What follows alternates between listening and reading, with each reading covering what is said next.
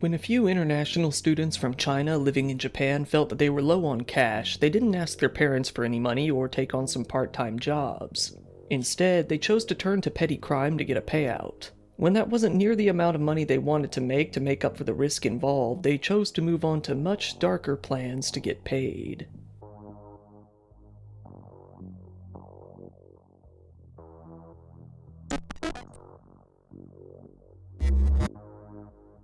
There are a lot of international students in Japan. A large portion of them are from China, hoping to get a better degree than they could have gotten back home, or maybe even stay in the country after graduation.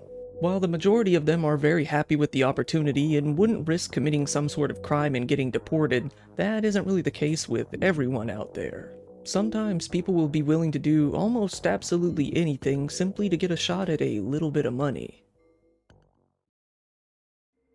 This story revolves around 3 Chinese international students who were living in Japan. The 3 men were named Wei Wei, a student at a Japanese language school, along with Yang Ning and Wang Liang, who were both attending regular universities as international students. All 3 of them were in their early 20s and living in the Fukuoka prefecture, attending various different schools.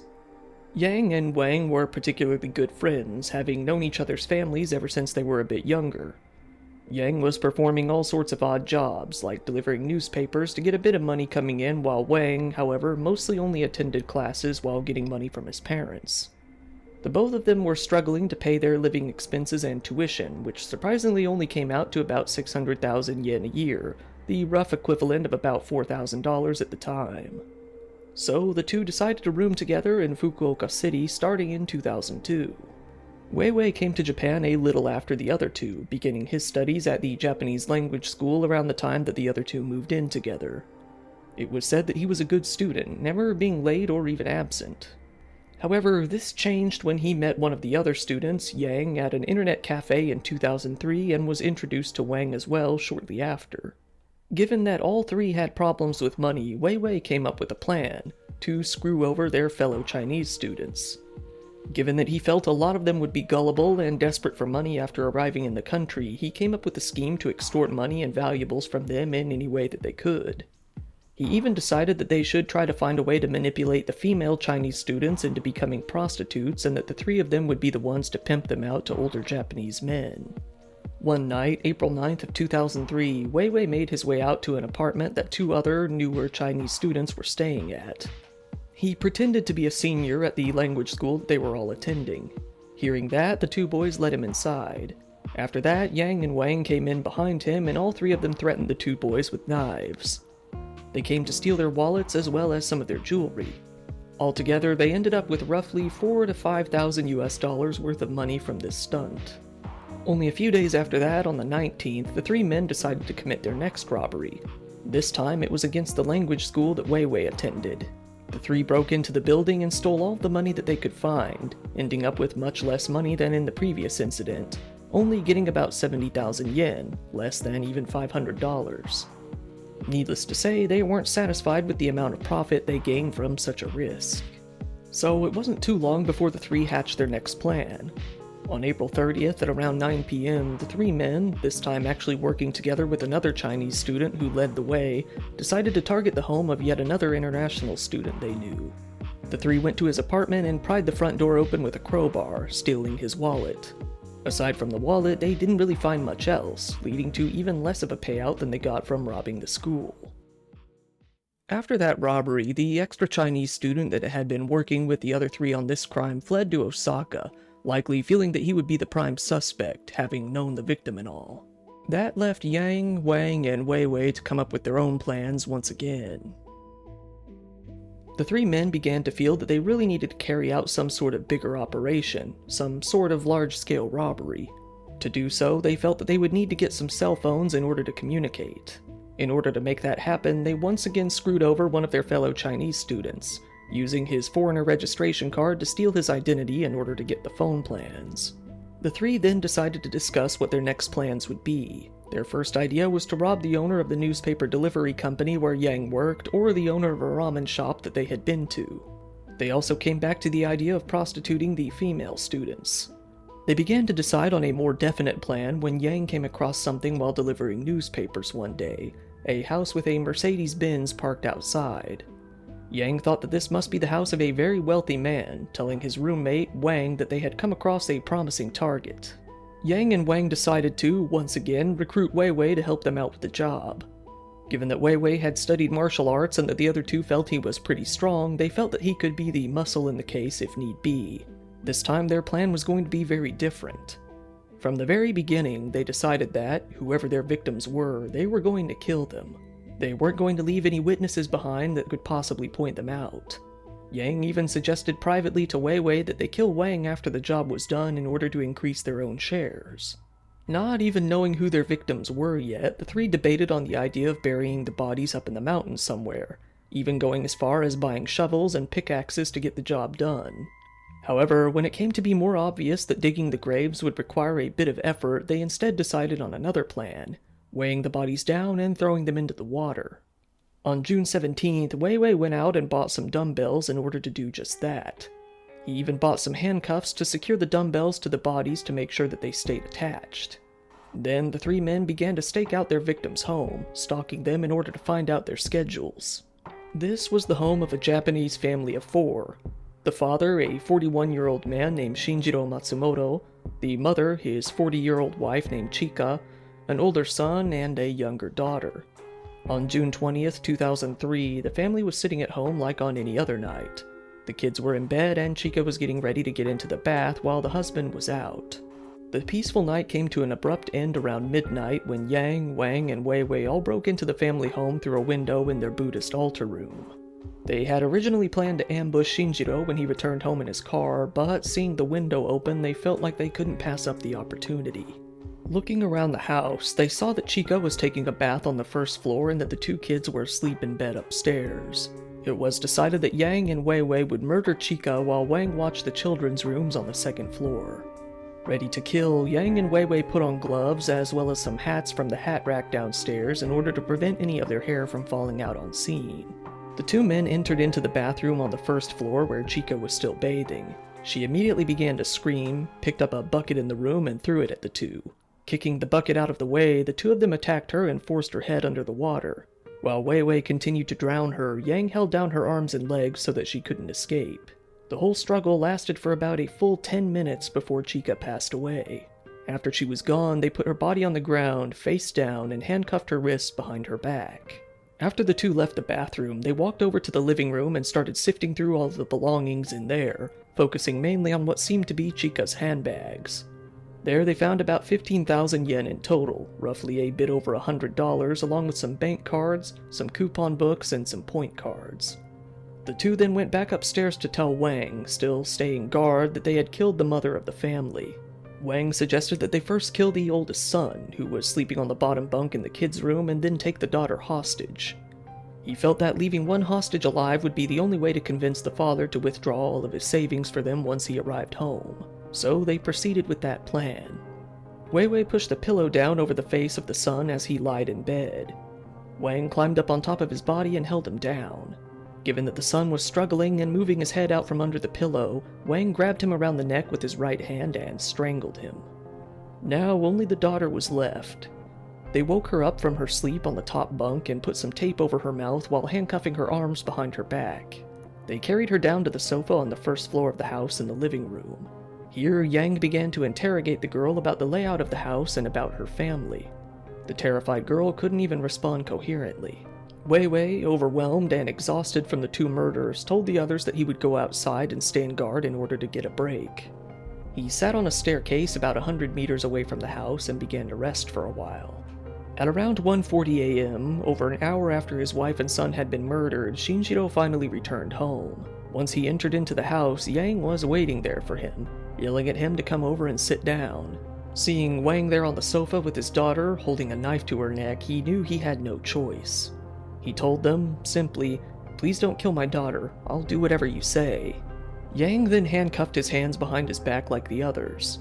He then took about 22,000 yen in cash from his person, as well as cash cards and his bank book from his briefcase. Wei Wei, seeing that the Mercedes was now parked in the home's garage, rushed back over. The three moved Shinjiro to the hallway on the first floor, demanding he give them his PIN number. They kicked him while doing so, knocking him back so hard that he shattered the glass on the bathroom door. They got the PIN number, wrote it on the cash card, and stashed it away. Yang then instructed Wei Wei to cut the cord off of a vacuum cleaner nearby so that they could use it as a rope. He did what he was told, handing the cord over to Yang. Yang then tied Shinjiro's wrists and upper arms up with the cord and put some clear tape over his mouth. They then moved him towards the entrance of the home, tied up his legs with a necktie, and bound his ankles with a belt. They then flipped him over onto his stomach and put another necktie around his neck. Both Wang and Wei Wei each began to pull on opposite sides of the tie as hard as they could, trying to strangle the man. However, after he wouldn't pass away quickly, they gave up and left him there in a foggy state, barely clinging to life. They then made their way back over to their last conscious target, the young daughter of the family. Yang took the necktie that they had used to strangle her father and placed it around her neck as Wang held her down in his lap. They strangled her then and there, ending her life without much of a resistance. Now their crime was finished. Now the three decided that it was time to carry out the next phase of their plan. They were going to take the entire family and drive them out to a nearby wharf where they would dump them into the ocean. Yang and Wang carried the body of the family's son down to the entrance of the home and threw him down next to his father. Then they took Chica's body and placed her down as well. Feeling that they were running out of space in the car, they stopped here for the time being. They wrapped the body of the son in cloth and took him out to the garage of the home, placing him in the Mercedes. For reasons unknown, they chose to only load his body into the car for the first trip. Getting into the car, the three stopped by Yang and Wang's apartment, gathering up the dumbbells that they had collected for the murder. They loaded them all into the car and drove out to the Hakozaki wharf. They attached one of the dumbbells to the son's body with the handcuffs and tossed him into the sea. Feeling that they had already gotten the hang of this, the three then went back to the family home in order to get the other bodies. Now, nearly about 4 a.m., they loaded Shinjiro, Chika, and their daughter into the back of the car. When they arrived back at the wharf, the three first threw Chika's body into the ocean. Then they attached the daughter to a dumbbell and threw her in right after. This left Shinjiro as the only remaining family member. Little did they know, he was still alive when they tossed him into the water. He drowned there, tied to a dumbbell at the bottom of the water, struggling to escape as he landed on top of his family's bodies. In the end, the three men had killed all 4 members of the family only to end up with about 370,000 yen, roughly $2,500, a few bank cash cards, and some bank books. Afterward, the three took some of the evidence, such as the blood-stained doormat, the vacuum cleaner that they had cut, and a few other items that had been damaged during the struggle, and placed them into an abandoned car on the side of the road. In order to make it seem like the family had run away on their own, they drove the Mercedes out to a factory parking lot and left it there at around 5 a.m. Their crime was now over, and the 3 men made their way back to the Kurume train station in order to head home. Taking his share, Wei Wei left the other 2 to return home by train as Yang and Wang took a bus. On the way home, Wei Wei threw away the remainder of the tape he realized he was still carrying, along with his gloves, into a trash can near someone's home. While the 3 had hoped that the police would feel that the family had simply run away, that was not the case. The family's disappearance was noticed in less than a day, and the police had already set up a fairly large-scale investigation before the 3 men had even made their way home. Yang and Wang, hearing about this, began to panic. They felt that, in one way or another, their involvement in the case would soon be discovered. They borrowed some money from an acquaintance and hopped onto the nearest flight back to China from Fukuoka airport that very day. Wei Wei, however, didn't even have enough money to get a plane ticket, even after all of the crimes. Instead, he went to stay at the home of one of the female Chinese international students he knew of, a woman that he seems to have dated and lived with once before, telling her that he was very down on his luck. However, Wei Wei couldn't even make this work for a few days. He got angry with the woman and punched her in the face multiple times, leaving her with 2 damaged eye sockets, a broken nose, and a swollen upper lip. He called his family, panicking even more than before, trying to get some money to return to China as quickly as he could.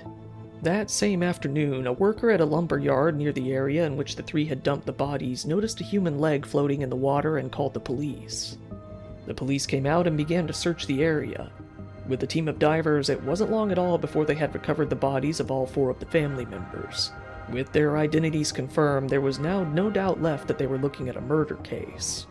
The investigators quickly noticed that all 4 of the victims showed signs of strangulation, noting that Shinjiro seemed to have died after the others. Before too long, the police were able to come up with a sketch of what their prime suspect was said to have looked like, with the drawing supposedly having been of Weiwei.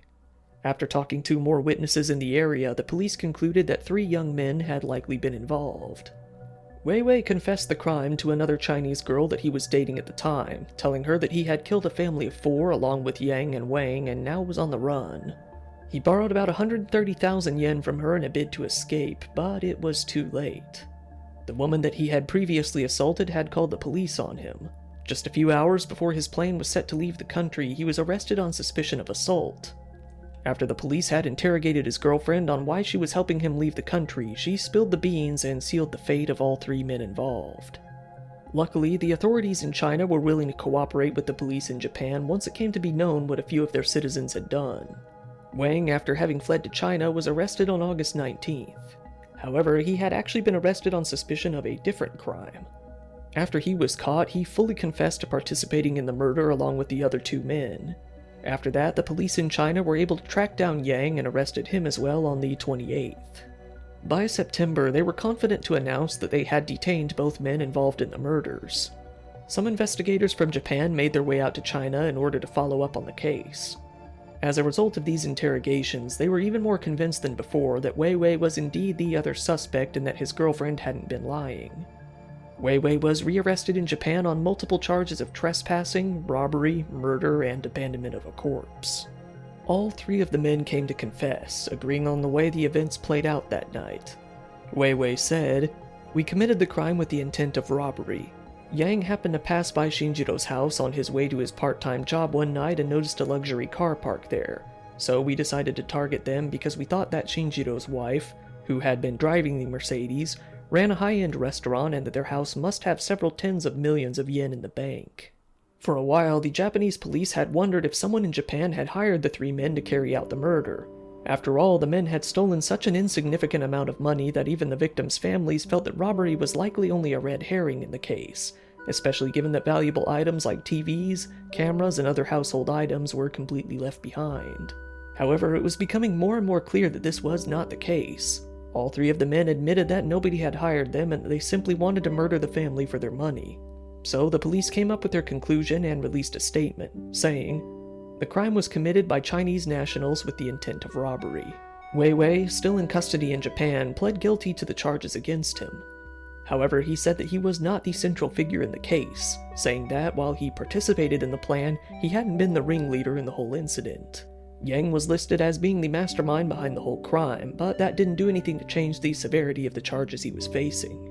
Both Yang and Wang were indicted on murder charges in China in July of 2004. Only a year later, in 2005, the 2 of them were both sentenced. Yang, being the ringleader and being entirely uncooperative with the police, was handed down a death sentence. Wang was spared the same fate due to the fact that he confessed to the crime fairly quickly and cooperated with the investigators from then on. When he was spared the death penalty, he fell to his knees and apologized to the families of the victims. However, the families weren't so forgiving, saying that the life sentence was far too lenient for what he had done. Yang came to apply for an appeal in his death sentence. However, it didn't get very far before the court ruled that the appeal be dismissed. His death sentence was only further solidified, and on July 12, 2005, he was put to death for his crimes at the age of 25. Shortly after Yang was put to death, a journalist was able to meet Weiwei at the detention house in which he was being held in Fukuoka. There, Weiwei saw for the first time an apology letter that his own father had written for the people of Japan. This letter read, "We were shocked and saddened to learn that our foolish son, Weiwei, has caused an earth-shattering incident in your country. We would like to express our heartfelt condolences and sympathy to the people of your country who have been affected by this incident, and we would like to offer our apologies." As soon as Weiwei read the letter, he immediately burst into tears and gave up entirely, completely defeated. It wasn't too long before the opening statements in his own trial began. Immediately, it was debated as to whether or not the death penalty would be on the table for punishment in this case. During his first hearing, Weiwei did apologize to anyone who was affected by his crimes, but by this point it was already far too late. During his trial in 2005, Weiwei actually pled guilty to all 4 of the murders, likely hoping to get a more lenient sentence in exchange for his cooperation, much like Wang had received. After a good round of debates and consideration, the court came to say, "It is an extremely cruel and brutal case in which the happily living family members, including an 8-year-old and an 11-year-old, were all murdered because of truly selfish reasons." It was decided that Weiwei would indeed be put to death for his crimes. Immediately, his defense team tried to file an appeal, saying, "Defendant Wei was influenced by accomplices who did not hesitate to commit crimes and became involved in the crime. Given his deep remorse and regret, the death penalty is too severe and unjust." However, after a couple of years of back and forth, the court decided that it was going to uphold the death sentence. Now, there was no way that Wei could get out of this one. He was taken back to prison and put on death row. In Japan, death row inmates are never told of when their execution will be carried out. They're left to rot alone in a cell in solitary confinement until that day comes. For Weiwei, this would be his life for the next 12 years. On December 23, 2019, about 16 years after he murdered the Matsumoto family, it came time for Weiwei's execution to take place. At the time, Wei and his defense had been exploring all options that they could in order to get a retrial, but now that wasn't going to happen. He wasn't going to live even one more day to continue that fight. The executioners approached Wei in his cell that day, telling him that his life was going to be ending within the next hour. He was taken from his cell in the Fukuoka detention center and brought out to the gallows. Wang was hanged for his crimes then and there, becoming one of the only foreign nationals to ever end up with such a fate in modern Japanese history. Usually reserved for the worst of the worst, Weiwei was seen as being so beyond redemption that it wasn't even worth it to keep him alive any longer. Now, Wang is left as the only survivor out of the 3 assailants and the Matsumoto family. Everyone else who was there that night is now dead aside from him. He will be spending out the remainder of his life at a high-security prison out in China, likely in horrible conditions, regretting the day they ever decided to murder an entire family for a couple $1,000s. Once again, thank you for watching my video. If you found it interesting, please give it a like, it really helps me out in the algorithm, and feel free to subscribe if you want to see more content like this. Recently, I've opened up a merch store that you can get yourself some cool Dire Trip t-shirts and coffee mugs and other stuff as well. If you want, go ahead and follow me on social media. If anything would ever happen in this channel, that would probably be the only way you'd ever hear about it, and it's also the easiest way to get in contact with me if you need to. I also really appreciate when people follow me on Patreon. There you can get videos early, ad-free, and uncensored. Channel memberships are up too, and you can get the same benefits there as well. Once again, this has been your host Kyle. Thank you, and good night.